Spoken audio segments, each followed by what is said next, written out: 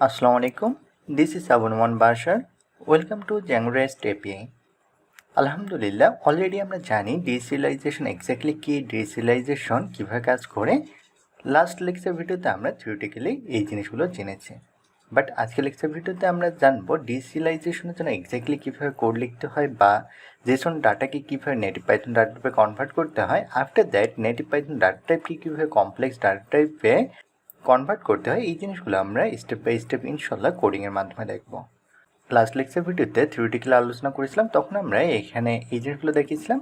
ডিসিরিয়ালাইজেশনের main concept হচ্ছে আমাদের যে জেসন ডাটা থাকবে সেই জেসন ডাটাকে নেটিভ পাইথন ডাটা টাইপে কনভার্ট করতে হবে। আফটার দ্যাট এই নেটিভ পাইথন ডাটা টাইপকে আমাদের কমপ্লেক্স ডাটা টাইপে কনভার্ট করতে হবে। তাহলে এখান থেকে তো আমরা লাস্ট লেকচার ভিডিওতে সব কিছু ক্লিয়ার হয়ে গেছে। এই জিনিসটাকে আমি আরও সুন্দরভাবে এক্সপ্লেন করতে পারি একটি এক্সাম্পলের মাধ্যমে। সো জেসন ডাটা এক্স্যাক্টলি কী, এখানে চলে এসে আমরা একটি রেজিস্ট্রেশন ফর্ম দেখতে পাচ্ছি। এই রেজিস্ট্রেশন ফর্মে আমরা 4টি ইনপুট ফিল্ড দেখতে পাচ্ছি। একটি হচ্ছে নেম, ইমেল, পাসওয়ার্ড বা কনফার্ম পাসওয়ার্ড। সো এখানে একজন ইউজার আসবে, ইউজার আসার পর এখানে সে কী করবে, তার নাম দেবে, ইমেল দেবে, পাসওয়ার্ড বা কনফার্ম পাসওয়ার্ড দেবে। সো এখানে যে জিনিসগুলো দিচ্ছে, যে ডাটাগুলো দিচ্ছে, অবভিয়াসলি কিন্তু সে এখানে জেসন ডাটাগুলো দেবে। এক্সাম্পল হিসেবে যদি ধরি যে নেম, সে অবভিয়াসলি রহিম, করিম বা এই টাইপের একটা নাম দেবে। ইমেল এই টাইপের একটা দিয়ে দেবে, তারা যে কোনো একটা নাম দেবে, দেওয়ার পর সে @gmail.com। সো এখানে সে জেসন ডাটাগুলো দিবে। সো এখানে যে জেসন ডাটাগুলো দিচ্ছে, এই জেসন ডাটাগুলো কি করবে, ইনপুট হিসেবে জেসন ডাটা দিল তারা। এখন ইনপুট ফিল্ড হিসেবে হতে পারে সেটা অ্যান্ড্রয়েড অ্যাপ হতে পারে বা ডেস্কটপ অ্যাপ্লিকেশন হতে পারে, কোনো কিছু হতে পারে। এখন রেজিস্ট্রেশন ফর্মে সে জেসন ডাটা দিল, এই জেসন ডাটা কী হবে, নেটিভ পাইথন ডাটা টাইপে কনভার্ট হবে এবং আফটার দ্যাট এই native Python data type complex data type হিসেবে আমাদের ডাটাবেজে গিয়ে সেভ হবে। সো সে যে ইনপুট ডাটাগুলো দিল রেজিস্ট্রেশন ফর্মে, এই রেজিস্ট্রেশন ফর্মের যে ডাটাগুলো দেবে সেই ডাটাগুলো দেখা যাবে যে ইকুয়েস নামের যে টেবিলটা আছে এই টেবিলের ভিতরে এসে জমা হবে। সো সেক্ষেত্রে মডেল যে নামে মডেল থাকবে সে নামের টেবিলে গিয়ে জমা হবে। বাট আমরা সিরিয়ালাইজেশন যখন করতেছিলাম তখন আমরা ইকুয়েস নামে মডেল ক্রিয়েট করেছি, সেই কারণে আমাদের ইকুয়েস মডেলের ভিতরে এসে জমা হবে। সো আমরা এই ইকুয়েস্ট আমাদের যে সিরিয়ালাইজারের কোডটা আছে সেই সিরিয়ালাইজারকে নিয়ে আমরা কাজ করি। এখন কোশ্চেন হতে পারে কেন আমরা সিরিয়ালাইজারের উপরেই কাজ করতেছি বা এখানে আমরা কাজ করব। আমরা যদি এখানে ডেফিনেশন দেখি তাহলে ডেফিনেশনে বলা আছে সিরিয়ালাইজার্স অলসো প্রোভাইড ডিসিরিয়ালাইজেশন। তাহলে আমরা তো অলরেডি সিরিয়ালাইজার করেছি, তাহলে আমরা এই সিরিয়ালাইজারের মাধ্যমেই খুব সহজেই ডিসিরিয়ালাইজেশন করতে পারি। এক্ষেত্রে আমাদের কাজ অনেক সহজ হয়ে যাবে বা আমাদের দ্বিতীয়বার রিপিটেডলি কোড করার প্রয়োজন হচ্ছে না। তাহলে এখানে আমাদের ফার্স্ট কী কাজ করার প্রয়োজন হচ্ছে যে আমাদের ইনকামিং যে ডাটাগুলো আছে, আমাদের যে ইনকামিং যে ডাটাগুলো আসবে এই ইনকামিং ডাটাগুলোকে ফার্স্ট আমাদের কী করতে হবে, ভ্যালিডেটিং করতে হবে। আমরা তাহলে প্রথম কাজ করে নেব যে আমাদের যে ইনকামিং ডাটাগুলো আছে এই ইনকামিং ডাটাগুলোকে আমরা ভ্যালিডেটিং করে নেব। আফটার দ্যাট আমরা এই ভ্যালিডেটিং ডাটাকে কনভার্ট করব কোথায়, কমপ্লেক্স ডাটা টাইপে বা মডেল ইনস্ট্যান্স হিসেবে আমরা ক্রিয়েট করব। তাহলে চলুন কোডের মাধ্যমে আমরা জিনিসগুলো দেখে নিই। আপনারা যারা জ্যাঙ্গো জানেন না তারা কাইন্ডলি জ্যাঙ্গো শিখে এই প্লে লিস্টটি শুরু করবেন, কারণ জ্যাঙ্গো না জানলে জ্যাঙ্গো রেস্ট এপিআই এই প্লে লিস্টে আপনারা কন্টিনিউ করতে পারবেন না বা পারফেক্টলি জিনিসগুলো বুঝতে পারবেন না। সো আপনি জ্যাঙ্গো শেখার জন্য আমাদের এখান থেকে ফ্রি কোর্স করতে পারেন, নতুবা আপনি চাইলে পেইড কোর্স করতে পারেন। পেইড কোর্সের সকল ভিডিওর ডিসক্রিপশন বক্সে দেওয়া থাকবে, সেখান থেকে আপনি সকল ইনফরমেশন পেয়ে যাবেন। তাহলে আমরা যে জিনিসটা বলতেছিলাম, আমরা সিরিয়ালাইজার করার সময় আমরা কোড কোথায় করেছিলাম, এই যে serializers.py নামে একটা আমরা ফাইল ক্রিয়েট করেছিলাম এবং এখানে আমরা ডাটাগুলো ইনসার্ট করেছিলাম বা এখানে আমরা সিরিয়ালাইজার ক্রিয়েট করেছি। এখন আমরা ফার্স্ট যে কাজটা করব সেটা হচ্ছে এখানে ভ্যালিডেটিং করব। তাহলে এখানে আমরা একটা মেথড ক্রিয়েট করব। আমি এখানে মেথড নেম দিচ্ছি df, আমি দিচ্ছি ক্রিয়েট এবং এখানে আমি প্যারামিটার হিসেবে দিব সেলফ এবং আরেকটা প্যারামিটার আমার থাকবে ভ্যালিডেটেড ডাটা। আফটার দ্যাট এখানে আমাকে লিখতে হবে যে আমি কি করতে চাচ্ছি, এখন আমি কি চাচ্ছি, আমি চাচ্ছি একজন ইউজার রেজিস্ট্রেশন ফর্মে এখানে যে 4টা ফিল্ড আছে এই 4টা ফিল্ডে ইনপুট ডাটা দেবে, এগুলো দেবে আর এই ডাটাগুলোতে আমি ভ্যালিডেটিং করব। তাহলে আমি এই মডেলটি নিয়ে কিন্তু আমি কাজ করতে পারতেছি। তাহলে আমি এই মডেলটা নিচ্ছি, আমি দিচ্ছি রিটার্ন request.objects। এখন আমি যখন এখানে ইকুয়েস্ট দিলাম তখন এখানে আমার ইরো আসতেছে। ইরো আসার রিজন হচ্ছে ইকুয়েস্ট কোথায় থেকে এসেছে, আমার serializer.py এই ফাইলটি চিনতে পারছে না। সো আমি এখানে দিলাম from.models, মানে হচ্ছে একই অ্যাপসের ভিতর models.py থেকে এসেছে। সো আমি এখান থেকে ইম্পোর্ট করে নিচ্ছি। ইম্পোর্ট আমি বলে দিলাম 21 নামে যে মডেলটা আছে সেই মডেলটা এখানে আমি বলে দিলাম। তাহলে সে কি রিটার্ন করবে? সে রিটার্ন করবে 21 নামে যে মডেলটা আছে, মডেলের ভিতরে আমার যা কিছু মানে যতগুলো অবজেক্ট আছে সেই অবজেক্টসের মাঝে আমি এখানে দিচ্ছি ক্রিয়েট, এখানে আমি দিচ্ছি স্টার ভ্যালিডেটেড ডাটা। সো এখানে এক্স্যাক্টলি কী কাজ হচ্ছে? এখানে যে কাজটা হচ্ছে সেটা হচ্ছে আমি যখন একটা মেথড ক্রিয়েট করলাম ডিভ ক্রিয়েট, এই ডিভ ক্রিয়েট মানে বোঝাচ্ছে আমরা যে ভ্যালিডেটেড ডাটা দেব তার জন্য একটা মডেল ইনস্ট্যান্স ক্রিয়েট করবে এবং এই মডেল ইনস্ট্যান্সটা আমার ডাটাবেসে সেভ করবে। বা আরও সহজভাবে যদি বলি, এখানে যে আমার ক্রিয়েট যে মেথডটা আছে, এই ক্রিয়েট মেথডটা যখন কল করব তখন রিকোয়েস্ট মডেলের একটি ইনস্ট্যান্স ক্রিয়েট হবে এবং এই ইনস্ট্যান্সের জন্য আমার ডাটাবেসে এই ডাটাগুলো কিন্তু সেভ হবে। সো এক্স্যাক্টলি কিন্তু এই কাজটা কিন্তু হচ্ছে ক্রিয়েট মেথড দিয়ে। এরপর আমরা আরেকটি প্যারামিটার দেখতে পাচ্ছি ভ্যালিডেটেড ডাটা। এই ভ্যালিডেটেড ডাটা এটি এক্স্যাক্টলি হচ্ছে পাইথন ডিকশনারি যা ক্লিন ইনপুট ডাটা কন্টেইন করে থাকে। তাহলে আমার যখন দেখা যাচ্ছে যে এই মেথডটি কল হচ্ছে বা ক্রিয়েট মেথডটি কল হবে তখন কি হচ্ছে, তখন আমার ভ্যালিডেটেড ডাটার জন্য এটি মডেল ইনস্ট্যান্স ক্রিয়েট হবে এবং এটি আমার ডাটাবেসে গিয়ে সেভ হবে। তাহলে হচ্ছে এখন আমি সেকেন্ড কাজ করবো। সেকেন্ড কাজ হচ্ছে আমার ভিজ.py এসে আমার কাজ করতে হবে। সো আমি ভিজ.py আসি, ভিজ.py এসে এখানে আমার যে কোডগুলো আছে এগুলো হচ্ছে আমার সিরিয়ালাইজারের জন্য কোড করা আছে। এখন আমি কোড করবো DeSerializer-এর জন্য। সো এখানে আমি একটি ফাংশন ক্রিয়েট করে নিচ্ছি, that means function base view. এখানে আমি দিচ্ছি যে রিকোয়েস্ট আন্ডারস্কোর ক্রিয়েট। এখানে আপনারা জানেন যে ফাংশন বেস ভিউ আপনারা যে কোনো নামে দিতে পারেন, সেটা ডাজেন্ট ম্যাটার। আমরা এখানে প্যারামিটার হিসেবে দেবো রিকোয়েস্ট। এরপর এখানে আমরা কন্ডিশন দেব if request dot method equal to post.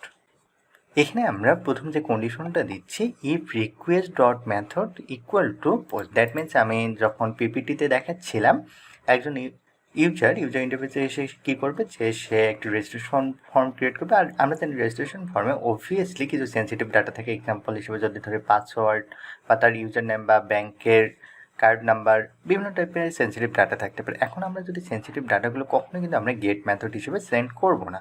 আমরা জ্যাঙ্গোতে আমরা শিখেছি যে যখন আমাদের সেন্সিটিভ ডাটা থাকে তখন আমরা পোস্ট মেথড হিসেবে সেগুলো কিন্তু সেন্ড করে থাকি। আমরা জ্যাঙ্গোতে যখন কাজ করেছিলাম তখন পোস্ট মেথড নিয়ে কাজ করার সময় আমরা কিন্তু CSRF টোকেন কিন্তু ব্যবহার করতাম। বাট আমরা তো জ্যাঙ্গো রেস্ট ফ্রেমওয়ার্ক নিয়ে এখন কাজ করতেছি বা জ্যাঙ্গো রেস্ট API নিয়ে কাজ করতেছি, তাহলে এখানে তো ডিরেক্টলি আমরা CSRF টোকেনটা ব্যবহার করতে পারছি না। সো এখানে একটু ডিফারেন্ট স্টাইলে আমাদের কাজ করতে হবে। CSRF টোকেনের জন্য আমার যে কাজটা করতে হবে সেটা হচ্ছে এখানে প্রথমে ইম্পোর্ট করে নিতে হবে from Django dot views dot decorators dot CSRF import CSRF exam. So আমরা যখন জ্যাঙ্গো ফ্রেমওয়ার্ক নিয়ে কাজ করি তখন হচ্ছে পোস্ট মেথড নিয়ে কাজ করার সময় আমাদেরকে লিখতে হয় CSRF টোকেন। বাট আমরা যখন জ্যাঙ্গো রেস্ট ফ্রেমওয়ার্ক বা জ্যাঙ্গো রেস্ট API নিয়ে কাজ করি তখন আমাদের ইম্পোর্ট করে নিতে হয় CSRF এক্সাম বা এই CSRF এক্সাম নিয়ে আমাদের কাজ করতে হয়। এখানে কিন্তু CSRF টোকেন নিয়ে কাজ করার প্রয়োজন নেই বা এখানে কিন্তু আমরা CSRF টোকেনটা ডিরেক্টলি ব্যবহার করতে পারবো না। সো এখানে জাস্ট আমি বলে দিলাম যে @ CSRF এক্সাম। তাহলে হচ্ছে পোস্ট মেথডে এখন কিন্তু আমার কোনো আর এরর আসবে না। এখন হচ্ছে আমরা এই কন্ডিশনের ভিতরে প্রবেশ করি। এখানে আমি একটা ভেরিয়েবল ক্রিয়েট করে নিচ্ছি JSON আন্ডারস্কোর ডাটা। এখানে আপনারা আপনাদের ইচ্ছা মতো যে কোনো টাইপের ভেরিয়েবল নেম নিতে পারেন। আমি জাস্ট দিচ্ছি JSON ডাটা। এখানে আমি দিচ্ছি রিকোয়েস্ট ডট বডি। আমাদের যে রিকোয়েস্টটা আসবে সেই রিকোয়েস্টটা যদি পোস্ট মেথড হয় এবং এই পোস্ট মেথডের বডিতে যা কিছু থাকবে সেই জিনিসগুলো এসে স্টোর হবে কোথায়? সেই জিনিসগুলো স্টোর হবে এসে আমার JSON ডাটাতে। দ্যাট মিনস আমি রেজিস্ট্রেশন ফর্মের ভিতর যে ডাটাগুলো দিচ্ছি এগুলোতে দেখা যাচ্ছে কি পোস্ট মেথডের বডিতে কিন্তু থাকতেছে আমার। সো প্রতিটা ইনপুট ফিল্ডের যে ভ্যালুগুলো থাকতেছে বা যে ইনফরমেশনগুলো দিচ্ছি সেগুলো এখন কোথায় আসবে? আমার JSON ডাটা নামে যে ভ্যারিয়েবলটা আছে এই ভ্যারিয়েবলের ভিতরে এসে স্টোর হবে। এবার আমরা যে কাজটা করবো, আমাদের যে এখানে যে JSON ডাটাটা আছে এই JSON ডাটাকে আমরা স্ট্রিমে কনভার্ট করব। স্ট্রিমে কনভার্ট করার জন্য এখানে আমি একটা ভ্যারিয়েবল নিচ্ছি, স্ট্রিম নামে একটা ভ্যারিয়েবল নিচ্ছি। স্ট্রিম ভ্যারিয়েবলের ভিতর এখন আমি কাজ করব। সো এখানে প্রথমে আমি যদি ডিরেক্টলি দিই IO তাহলে আমার ইরো আসতেছে, কারণ প্রথমে আমাকে IO-কে ইম্পোর্ট করতে হবে। সো আমি ইম্পোর্ট করে নিচ্ছি ইম্পোর্ট IO। তাহলে আমি যদি এখানে নিচে নামি তাহলে দেখেন আইওর ভিতর থেকে যে ইরোরটা ছিল সেটা চলে গেছে। এখন আমি এখানে যে কাজটা করব, বাইটস আইওকে আমি ইম্পোর্ট করে নিলাম। ইম্পোর্ট করার পর এখানে যে কাজটা করবো সেটা হচ্ছে আমি আমার যে জেসন ডাটা আছে, এই জেসন ডাটাকে আমি এখন কি করতেছি, স্ট্রিমে কনভার্ট করে নিচ্ছি। জাস্ট এখানে আমি দিয়ে দিলাম। আমি এখানে কমেন্ট করে দিই যেক্ষেত্রে জিনিসগুলো বুঝতে সুবিধা হবে। আমি দিই জেসন টু স্ট্রিম কনভার্ট, যাতে জিনিসগুলো আপনাদের বুঝতে সুবিধা হয় সে কারণে এভাবে আমি কমেন্ট করে দিচ্ছি। এবার আমি যে কাজটা করব, এই স্ট্রিম থেকে আমরা পাইথন ডাটা টাইপে কনভার্ট করব। সো এখানে আমি কমেন্ট করে দিচ্ছি স্ট্রিম টু পাইথন। তাহলে এখন আমরা যে কোডটা লিখবো সেটা হচ্ছে, আমি মনে করেন এখানে দিলাম যে পাইথন ডাটা নামে একটা ভেরিয়েবল ক্রিয়েট করলাম। এই ভেরিয়েবলের ভিতরে এখন আমি কাজ করব জেসন পার্সারার। সো এখানে আমাদের জেসন পার্সারার ইরো আসতেছে, কারণ হচ্ছে আমরা এখনো ইম্পোর্ট করে নিই জেসন পার্সারারকে। সো আমরা উপরে ইম্পোর্ট করে এনে নিই। আমরা ইম্পোর্ট করব from rest framework dot parsers import JSON parser. So আমরা জেসন পার্সারারকে ইম্পোর্ট করে নিলাম। এখন আমরা যদি নিচে নামি তাহলে আমাদের দেখাচ্ছে কি এখানে আমাদের স্পেলিং মিস্টেক হয়ে গেছে, আমরা স্পেলিংটা ঠিক করে নিই। তাহলে দেখেন আমার জেসন পার্সার থেকে যে ইরোরটা ছিল সেই ইরোরটা আমাদের চলে গেছে। এখন আমরা পার্স করব, কাকে পার্স করব, আমরা পার্স করব স্ট্রিমকে। সো জাস্ট আমরা এখানে বলে দিচ্ছি স্ট্রিম। তাহলে কিন্তু এই লাইনের মাধ্যমে হলো কি আমার স্ট্রিম থেকে পাইথনে কনভার্ট হয়ে গেল। এরপর আমরা যে কাজটা করব সেটা হচ্ছে পাইথন থেকে আমরা কমপ্লেক্স ডাটা টাইপে কনভার্ট করবো, বা ফাইনাল যে কাজটা সেটা করব। সো আমি এখানে দিচ্ছি পাইথন টু কমপ্লেক্স। এখন আমি এখানে একটা ভেরিয়েবল নিচ্ছি, সিরিয়ালাইজার নামে আমি একটা ভেরিয়েবল নিচ্ছি। আপনারা যে কোনো টাইপের নাম নিতে পারেন। আমি সিরিয়ালাইজার নামে একটা ভেরিয়েবল নিচ্ছি। এই ভেরিয়েবলের ভিতরে আমি যে কাজটা করবো বা যাকে কল করবো, যে রিকোয়েস্ট সিরিয়ালাইজারকে আমি কল করতেছি। দেন হচ্ছে আমি এখানে দিচ্ছি ডেটা আছে পাইথন ডাটা। তো এখানে কি কাজ হচ্ছে, এখানে যে কাজটা হচ্ছে রিকোয়েস্ট সিরিয়ালাইজার কোথা থেকে আসতেছে, আমরা যদি সিরিয়ালাইজার ডট পাই আসি তাহলে রিকোয়েস্ট সিরিয়ালাইজার এর ভিতরে কি আমরা দিয়েছি ক্রিয়েট করতেছি, বা নতুন একটা মডেল ইনস্ট্যান্স আমরা ক্রিয়েট করছি, বা নতুন যে জিনিসগুলো আসবে সেগুলো আমরা ক্রিয়েট করে ডাটাবেজে আমরা সেভ করতেছি, বা নতুন মডেল ইনস্ট্যান্স আমরা ক্রিয়েট করে সেভ করতেছি। তাহলে এই জিনিসগুলো এখানে আসলো, আসার পর এটা আমরা কি করলাম যে সিরিয়ালাইজারে স্টোর করলাম। এখন আমরা এখানে একটা কন্ডিশন দিতে পারি যে ইফ সিরিয়ালাইজার, আমরা যে ভেরিয়েবলটা ক্রিয়েট করলাম, ইফ সিরিয়ালাইজার ডট ইজ ভ্যালিড, আমরা এখানে ভ্যালিডেটের কাজটা করে নিচ্ছি। আমি দিলাম যে ইজ ভ্যালিড, মানে হচ্ছে আমাদের ডাটাগুলো আছে এই ডাটাগুলো যদি এক্স্যাক্টলি ভ্যালিড হয় তাহলে যে কাজটা করবে সেটা হচ্ছে আমাদের সিরিয়ালাইজার, এই সিরিয়ালাইজারের ভিতর যে কমপ্লেক্স ডাটাগুলো আসলে এই কমপ্লেক্স ডাটাগুলো সেভ হবে। সো আমি এখানে দেব ডট সেভ। তাহলে কিন্তু পারফেক্টলি আমার যে রেজিস্ট্রেশন ফর্মের ভিতরে আমি যে ডাটাগুলো দিলাম এই ডাটাগুলো যদি ভ্যালিড হয় তাহলে পারফেক্টলি আমার ডাটাবেজে গিয়ে বা অ্যাডমিন প্যানেলের যে টেবিলটা আছে সেখানে গিয়ে সেভ হবে। এখন আমরা চাইলে এখানে একটা মেসেজ দিতে পারি যে এক্স্যাক্টলি যে আমার টেবিলটা সেভ হচ্ছে বা পারফেক্টলি যে আমার ডাটাগুলো ভ্যালিডেটেড কিনা, চাইলে আমরা একটা মেসেজ দিতে পারি। এই জন্য আমি একটা ভেরিয়েবল নিচ্ছি যে res, দ্যাট মিনস রেসপন্স হিসেবে আমি একটা ভেরিয়েবল নিলাম যে এই ভেরিয়েবলের ভিতরে কি স্টোর হবে। এখানে আমি দিচ্ছি, ধরেন আমাদের একটা মেসেজ দেবে, আমি এখানে দিচ্ছি msg নামে একটা ডিকশনারি কি নিচ্ছি এবং এর ভিতরে আমি ভ্যালু দিচ্ছি সাকসেসফুলি ইনসার্ট ডাটা।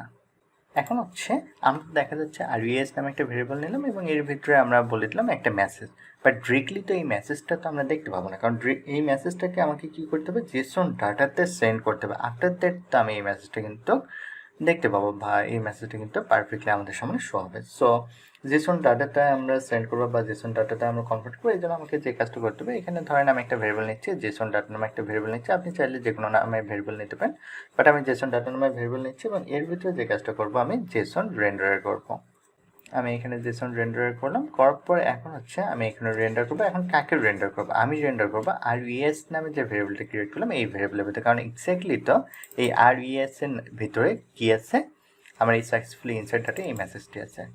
তাহলে এটিকে আমি জাস্ট এখানে কল করলাম, এখানে কল করে আমি কি করলাম, একে জেসন রেন্ডারে করে দিলাম বা এটাকে আমি ডিরেক্টলি জেসনে কনভার্ট করে দিলাম। এখন হচ্ছে আমি যে কাজটা করতে পারি, এটাকে এখন রিটার্ন করে দিতে পারি। সো আমি এটাকে দিচ্ছি যে রিটার্ন http রেসপন্স।